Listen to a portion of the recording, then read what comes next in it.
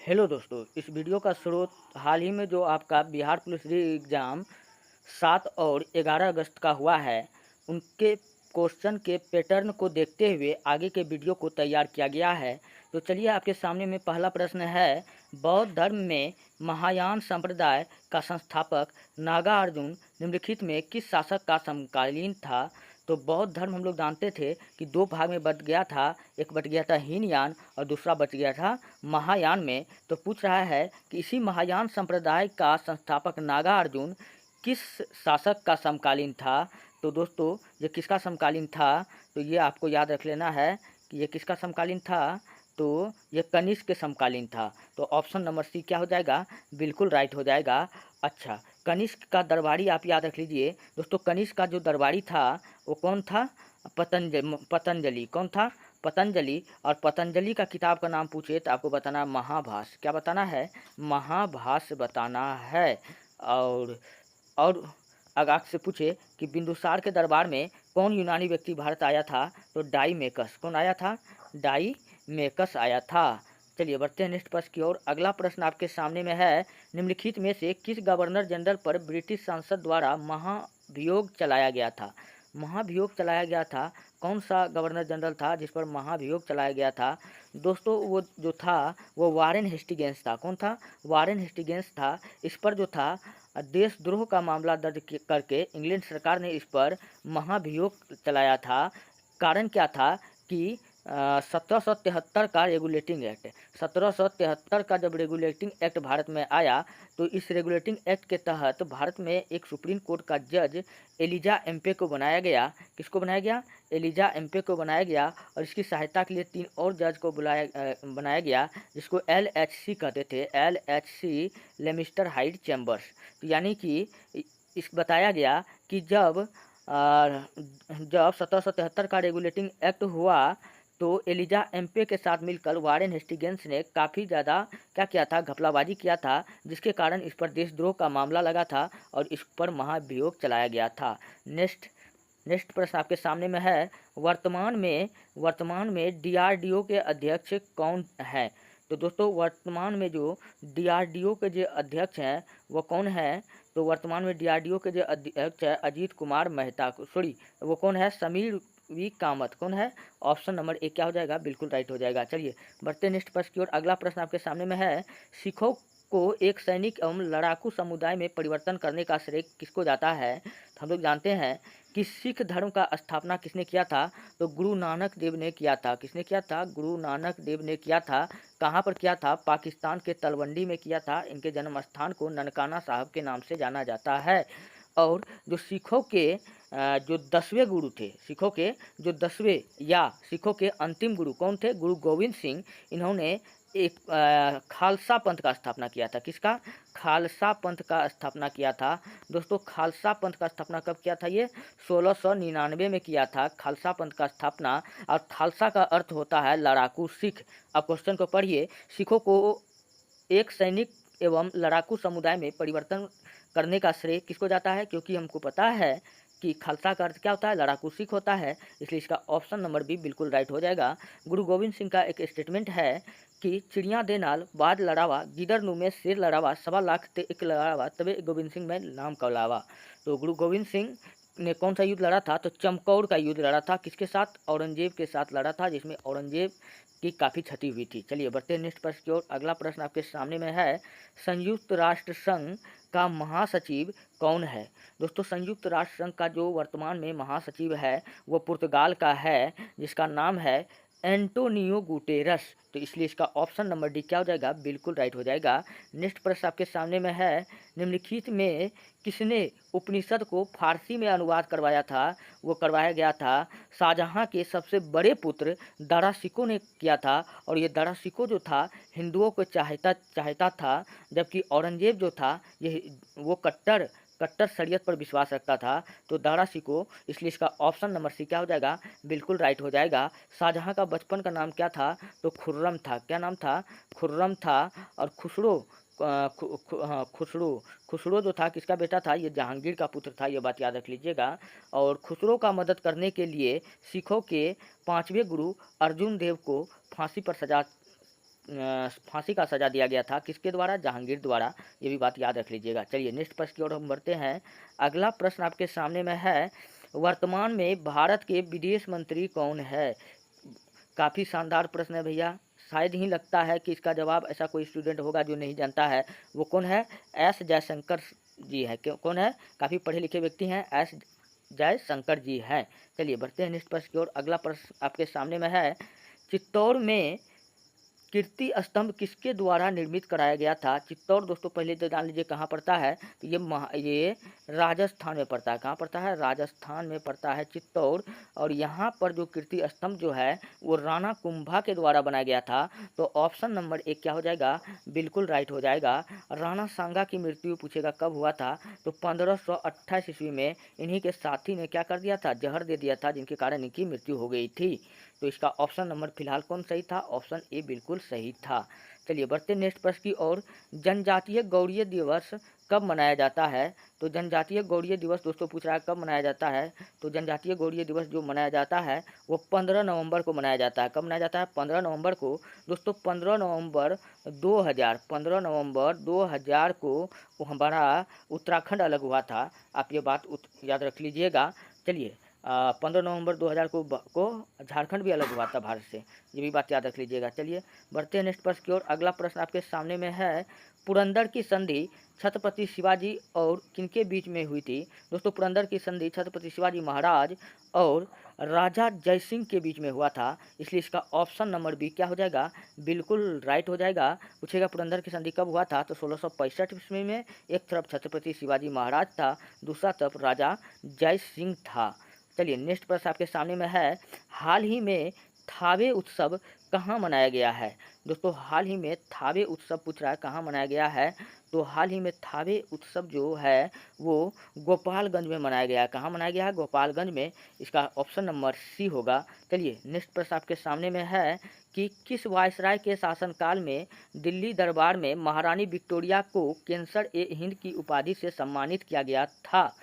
तो किस वायसराय के शासनकाल में दिल्ली दरबार में महारानी विक्टोरिया को कैंसर ए हिंद की उपाधि से सम्मानित किया गया था? तो वो वायसराय का नाम क्या था? Lord Lytton. क्या नाम था? लॉर्ड लीटन नाम था। क्या नाम था? लॉर्ड लीटन नाम था।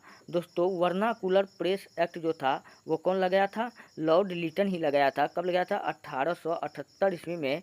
लेकिन वर्नाकुलर प्रेस एक्ट को ख़त्म कौन किया था? लॉर्ड रिपन ने ख़त्म किया था। ये भी बात याद रख लीजिएगा।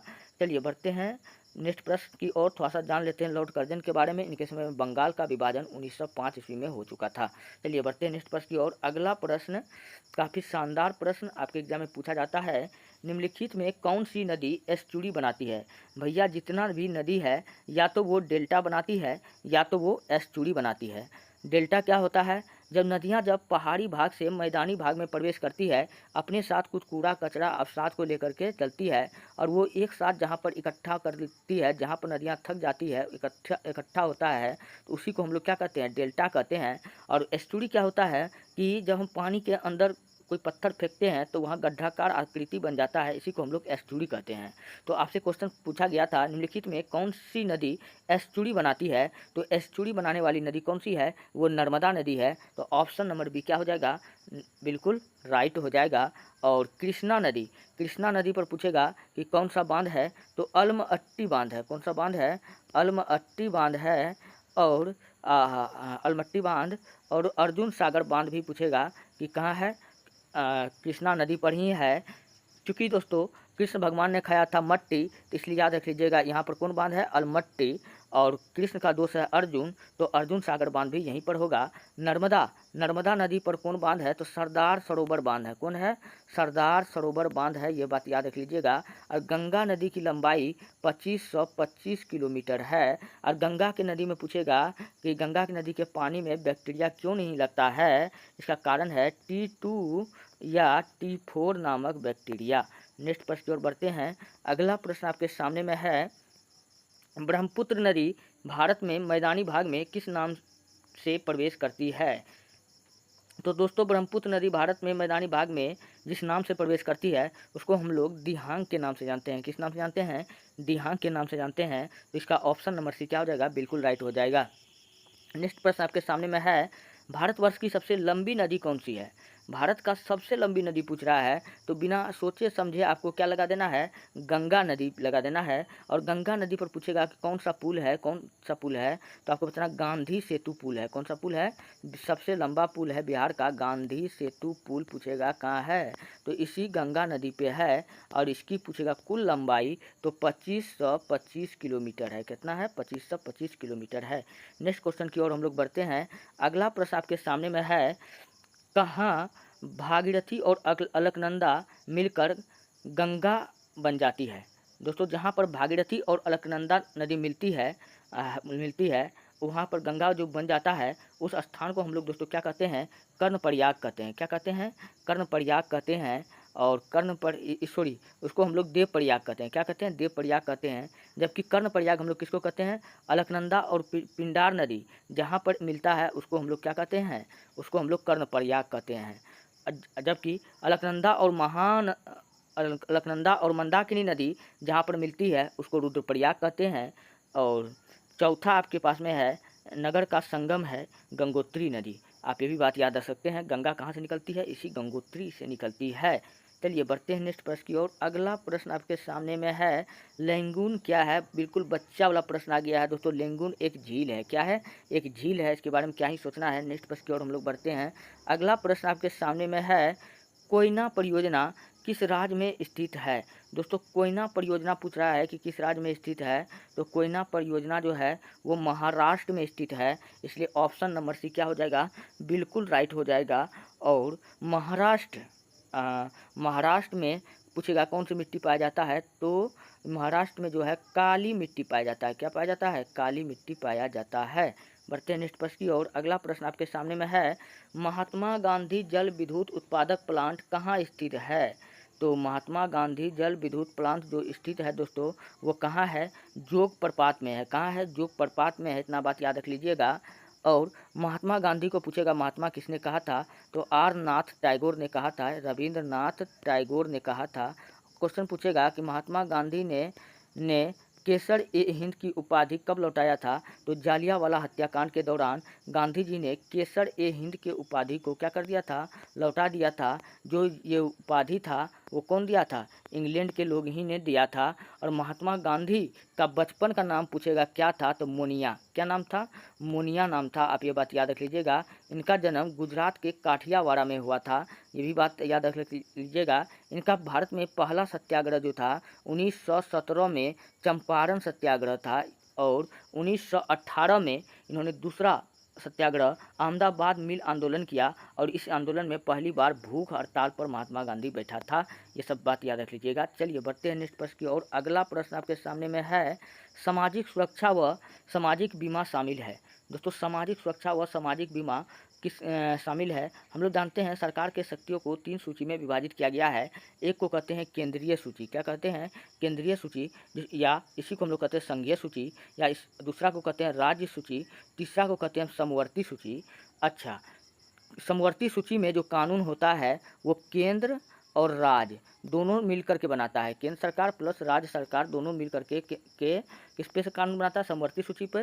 राज्य सूची में केवल राज्य सरकार कानून बनाता है। संघीय सूची में केंद्र सरकार कानून बनाता है। तो पूछ रहा है कि सामाजिक सुरक्षा व सामाजिक बीमा में जो शामिल है वो पूछ रहा है किस सूची में आता है, वो आता है समवर्ती सूची में। तो इसका ऑप्शन नंबर 1 क्या हो जाएगा, बिल्कुल राइट हो जाएगा। नेक्स्ट प्रश्न की ओर बढ़ते हैं। अगला प्रश्न आपके सामने में है, संविधान में संघ की राजभाषा के रूप में हिंदी को कब मान्यता मिला। दोस्तों हिंदी को जो मान्यता मिला था वो 14 नवंबर 1949 को मिला था। याद रख लीजिएगा दोस्तों, हिंदी हमारा जो है मातृभाषा है। क्या है, मातृभाषा है। और हिंदी हमारा राज्य भाषा है। हिंदी हमारा मातृभाषा के साथ साथ क्या है, राज्य भाषा है, परंतु राष्ट्रभाषा नहीं है। ये बात आप याद रख लीजिएगा। तो इसका ऑप्शन नंबर डी क्या हो जाएगा, बिल्कुल राइट हो जाएगा। चलिए बढ़ते हैं नेक्स्ट प्रश्न की ओर। अगला प्रश्न आपके सामने में है, रेलवे को किस सूची के अंतर्गत रखा गया है? दोस्तों रेलवे को जो रखा गया है वो समवर्ती सूची के अंतर्गत में रखा गया है। किसके अंतर्गत में रखा गया है? तो इसको संघ सूची के अंतर्गत में रखा गया है। मतलब रेलवे पर अगर कोई कानून अगर बनाएगा तो वो केंद्र सरकार बनाएगा। कौन बनाएगा? केंद्र सरकार बनाएगा। इस पर राज्य सरकार कोई भी हस्तक्षेप नहीं कर सकता है, क्योंकि इस पर कानून बनाने का अधिकार केंद्र सरकार के पास होता है। चलिए बढ़ते हैं नेक्स्ट प्रश्न की ओर। अगला प्रश्न आपके सामने में है, भारत में योजना आयोग का स्थापना कब की गई थी? तो योजना आयोग का स्थापना 15 मार्च 1950 ईस्वी में किया गया था योजना आयोग का स्थापना। जबकि 1 जनवरी 2015 को हमारे माननीय प्रधानमंत्री नरेंद्र मोदी जी ने आया और कहा, भाइयों बहनों, योजना आयोग एक पुरानी परंपरा है, इसके जगह पर हम एक नई परंपरा नीति आयोग का उद्घाटन कर रहे हैं। किसका कर रहे हैं? नीति आयोग। दोस्तों अब योजना आयोग का नाम बदलकर क्या कर दिया गया है? नीति आयोग। और इस नीति आयोग का प्रथम अध्यक्ष कौन बना? तो वो साधारण सी बात है, प्रधानमंत्री नरेंद्र मोदी बनेगा। जो प्रधानमंत्री होगा वो नीति आयोग का अध्यक्ष बनेगा। और कहा कि मैं खुद भारत का प्रधानमंत्री इसका अध्यक्ष बनूंगा, जबकि उपाध्यक्ष अरविंद पंडगड़िया बनेगा। चलिए बढ़ते हैं नेक्स्ट प्रश्न की ओर। अगला प्रश्न आपके सामने में है। उम्मीद करते हैं कि आपको सब कुछ बेहतर से समझ में आता होगा। नीति आयोग का पादेन अध्यक्ष होता है। अभी भी मैंने आपको बताया था कि नीति आयोग का जो अध्यक्ष होता है, शक्ति जो होता है, वो भारत के प्रधानमंत्री के पास में होता है। और ये बात तो आपको पता ही है। दोस्तों पीडीएफ चाहिए तो हमारे टेलीग्राम चैनल ITIHASKI दुनिया DUNIYA 99 पर जाकर के आप पीडीएफ को प्राप्त कर सकते हैं, नहीं तो वीडियो डिस्क्रिप्शन में लिंक मिलेगा। नेक्स्ट प्रश्न की ओर हम लोग बढ़ते हैं। योजना आयोग किस तरह की संस्था है? दोस्तों योजना आयोग जो है यह संवैधानिक संस्था नहीं है, मतलब ये संविधान में इसका उल्लेख नहीं है, असंवैधानिक भी नहीं है, इनमें से कोई भी नहीं है, लेकिन परामर्शदात्री संस्था है। क्या है ये? परामर्शदात्री संस्था है। ऑप्शन नंबर बी क्या हो जाएगा? बिल्कुल राइट हो जाएगा, ऑप्शन नंबर बी। चलिए बढ़ते नेक्स्ट प्रश्न की ओर। अनेकांतवाद निम्नलिखित में से किसका कोर सिद्धांत एवं दर्शन है? दोस्तों अनेकांतवाद का जो सिद्धांत है ना तो बौद्ध धर्म से है, ना तो फारसी, ना तो इस्लाम, ये जैन धर्म से है। किस धर्म से है? जैन धर्म से है। जैन धर्म का स्थापना पूछेगा किसने किया था? तो ऋषभ देव ने। किसने किया था? ऋषभ देव ने किया था। और जैन धर्म का वास्तविक संस्थापक महावीर स्वामी था। कौन था? महावीर स्वामी था। जैन धर्म में टोटल 24 गुरु हुए। कितना गुरु हुए? 24 गुरु हुए, जिसको तीर्थकार कहते थे। क्या कहते थे? तीर्थकार कहते थे। ये बात आप याद रख लीजिएगा। और सबसे पहले गुरु का नाम क्या था? ऋषभ देव यानी आदिनाथ नाम था। नेक्स्ट प्रश्न आगे की ओर हम लोग बढ़ते हैं। अगला प्रश्न आपके सामने में है, राष्ट्रीय आय के आकलन की एजेंसी है। मतलब भारत में राष्ट्रीय आय की गणना कौन करता है? क्या रिजर्व बैंक ऑफ इंडिया करता है? बिल्कुल नहीं करता है। दोस्तों थोड़ा सा मैं आपको बता देता हूँ। आरबीआई, इसी को क्या कहते हैं? आरबीआई। इसका स्थापना 1 अप्रैल 1935 ईस्वी को हुआ था। इंपॉर्टेंट क्वेश्चन था इसलिए मैं आपको बता दिया। 1 अप्रैल 1935 ईस्वी को हुआ था। हिल्टन आयोग के सिफारिश पर हुआ था। और योजना आयोग तो आप तो जानबे करते हैं, 15 मार्च 1950 को। और राजस्व मंत्रालय, हाँ, केंद्रीय सांख्यिकी संगठन, जिसको दोस्तों हम शॉर्टकट में CSO के नाम से जानते हैं, ये राष्ट्रीय आय के आकलन की एजेंसी है, यानी कि केंद्रीय सांख्यिकी संगठन। भारत में पूछेगा प्रथम राष्ट्रीय आय का ब्यौरा किसने लिया था, किसने लगाया था? तो आपको बताना है दादा भाई नौरोजी। क्या बताना है? दादा भाई नेरोजी। दादा भाई नेरोजी। दादा भाई नेरोजी का दोस्तों बुक का नाम आप याद रख लीजिएगा, un British rule in India. और इन्होंने भारत का प्रति व्यक्ति आय कितना बताया था? 20 रुपया बताया था। कितना बताया था? 20 रुपया बताया था। नेक्स्ट प्रश्न की ओर अगर हम बढ़ते हैं तो हमको अगला प्रश्न मिलता है, स्टॉक लाभांश को किस रूप में हम लोग मानते हैं? स्टॉक लाभांश को किस रूप में हम लोग मानते हैं? बोनस शेयर के रूप में मानते हैं। तो ऑप्शन नंबर डी क्या हो जाएगा? बिल्कुल राइट हो जाएगा। नेक्स्ट प्रश्न आपके सामने में है, भारतीय सांख्यिकी संगठन यानी कि जिसको हम लोग ISI कहते हैं, इसका ISI कहाँ स्थित है? तो दोस्तों ये है मुंबई में स्थित है। कहाँ है? महाराष्ट्र यानी मुंबई में स्थित है। ये बात याद रख लीजिएगा। नेक्स्ट प्रश्न की ओर बढ़ते हैं। अगला प्रश्न आपके सामने में है, सॉरी दोस्तों, इसमें मैंने मुंबई बता दिया, कोलकाता बताना था आपको। कितना? कोलकाता। ऑप्शन नंबर डी इसका क्या हो जाएगा? बिल्कुल राइट हो जाएगा। माफी चाहता हूँ। नेक्स्ट प्रश्न की ओर मैं बढ़ता हूँ। अगला, किसने पाटलिपुत्र को पोलीब्रोथा कहा था? दोस्तों पाटलिपुत्र को पोलीब्रोथा मेगास्थनीज ने कहा था। और मेगास्थनीज किसके दरबार में आया था? तो CM चंद्रगुप्त मौर्य के दरबार में आया था। और मेगास्थनीज का बुक का नाम पूछेगा क्या था? तो इंडिका था। क्या था? इंडिका था। आप ये बात याद रख लीजिएगा। मेगास्थनीज का बुक का नाम क्या था? इंडिका था।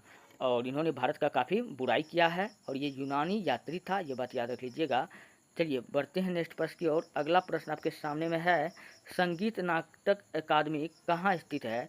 तो संगीत नाटक अकादमी जो स्थित है वो नई दिल्ली में स्थित है। कहाँ है? नई दिल्ली में स्थित है। तो ऑप्शन नंबर बी क्या हो जाएगा? बिल्कुल राइट हो जाएगा। और कलकत्ता को दोस्तों हम लोग क्या कहते हैं? महलों का शहर कहते हैं। क्या कहते हैं? महलों का शहर हम लोग किसको कहते हैं? कलकत्ता को कहते हैं। चलिए बढ़ते हैं नेक्स्ट प्रश्न की ओर। अगला प्रश्न आपके सामने में है, भारत में प्रथम खुला विश्वविद्यालय कहाँ स्थापित हुआ? तो भारत में प्रथम खुला भारत में प्रथम खुला विश्वविद्यालय कहाँ स्थापित हुआ? तो ये हुआ था हैदराबाद में स्थापित हुआ था। तो इसका ऑप्शन नंबर सी क्या हो जाएगा? बिल्कुल राइट हो जाएगा। भारत का सबसे प्राचीन विश्वविद्यालय पूछे तो आपको बताना है तक्षशिला विश्वविद्यालय। क्या बताना है? तक्षशिला विश्वविद्यालय, जिसका स्थापना महाराज तक्ष ने किया था। नेक्स्ट प्रश्न। अगला प्रश्न आपके सामने में है, सबसे पुरानी द्रवणी भाषा कौन सी है? सबसे पुरानी भाषा पूछ रहा है तो कौन सा होगा? तमिल होगा। कौन सा होगा? तमिल होगा। तो हाँ, ऑप्शन ए यहाँ पर क्या हो जाएगा? बिल्कुल राइट हो जाएगा। तमिल भाषा है सबसे पुरानी। नेक्स्ट प्रश्न की ओर बढ़ते हैं। अगला प्रश्न आपके सामने में है, प्रसिद्ध बिग बैंग थ्योरी किस मुख्य सिद्धांत पर आधारित है? तो प्रसिद्ध बिग बैंग थ्योरी जो है वो डॉपलर के प्रभाव पर, डॉपलर इफेक्ट के प्रभाव पर आधारित है। तो इसलिए इसका ऑप्शन नंबर बी क्या हो जाएगा? बिल्कुल राइट हो जाएगा। और बिग बैंग थ्योरी पूछेगा किसने दिया था? लेमन टेजर ने दिया था। किसने दिया था? लेमन टेजर ने दिया था। नेक्स्ट प्रश्न की ओर अगर हम बढ़ते हैं तो क्वेश्चन आपको है, हाइड्रोजन बम किस सिद्धांत पर कार्य करता है? तो न्यूक्लियर फिजन के सिद्धांत पर कार्य करता है। तो ऑप्शन नंबर बी क्या हो जाएगा? बिल्कुल राइट हो जाएगा। अगला प्रश्न हम लोग, अच्छा दोस्तों हाइड्रोजन से थोड़ा याद रख लीजिएगा, हाइड्रोजन को हम लोग भविष्य का ईंधन कहते हैं। क्या कहते हैं? भविष्य का ईंधन पूछेगा हम लोग किसको कहते हैं? तो इसी नाइट्रोजन को कहते हैं। नेक्स्ट प्रश्न की ओर हम बढ़ते हैं। अगला प्रश्न है, ल्यूमेन किसका मात्रक है? तो ल्यूमेन जो है दोस्तों वो है ज्योति फ्लक्स का मात्रक है। किसका है? ज्योति फ्लक्स का मात्रक है। और ज्योति तीव्रता का पूछे तो आपको बताना है कैंडेला। क्या बताना है? कैंडेला। जबकि ल्यूमेन किसका है? इसका है। और तरंगदैर्घ्य को हम लोग लेमडा से सूचित करते हैं। किससे करते हैं? लेमडा से सूचित करते हैं। नेक्स्ट प्रश्न की ओर हम लोग बढ़ते हैं। अगला प्रश्न है, लाल और पीकॉक ब्लू रंग को मिला देने पर कौन सा रंग बनेगा? बिल्कुल साधारण सा सवाल है। जब लाल और पीकॉक ब्लू के रंग को मिलाते हैं तो हमको सफ़ेद रंग प्राप्त होता है। तो ऑप्शन बी क्या हो जाएगा यहाँ पर? बिल्कुल राइट हो जाएगा। और नेक्स्ट प्रश्न की ओर हम लोग बढ़ते हैं। अगला प्रश्न आपके सामने में है, मैक संख्या किसकी यूनिट है? दोस्तों माइक, माइक मतलब होता है आवाज़। आवाज़ जो है वो किसकी ध्वनिक है? तो यहाँ दाब बल ध्वनिक, तो ऑप्शन में हमको स्पष्ट दिख रहा है तो कुछ सोचना ही नहीं है। तो ऑप्शन नंबर सी क्या हो जाएगा? बिल्कुल राइट हो जाएगा। अच्छा, दाब का मात्रक क्या होता है? तो पास्कल होता है। क्या होता है? पास्कल होता है। बल का मात्रक पूछे क्या होता है? न्यूटन होता है। क्या होता है? न्यूटन होता है। डायन होता है। ये सब किसका मात्रक होता है? बल का मात्रक होता है। ये सब बात याद रख लीजिएगा। चलिए बढ़ते हैं नेक्स्ट प्रश्न की ओर। अगला प्रश्न आपके सामने में है, किस गुणधर्म के कारण पानी से भरे बर्तन में डुबाई गई छड़ी मुड़ी हुई प्रतीत होती है? हमको पता है दोस्तों, जब भी कोई चीज़ दिख रहा है वैसा नहीं, जैसा दिख रहा है वैसा नहीं है, मतलब हमारे साथ धोखा हो रहा है। तो धोखा, देखिए दोस्तों, परावर्तन का अर्थ होता है मुड़ना। क्या होता है? मुड़ना होता है। और अपवर्तन का अर्थ होता है धोखा। क्या होता है? धोखा।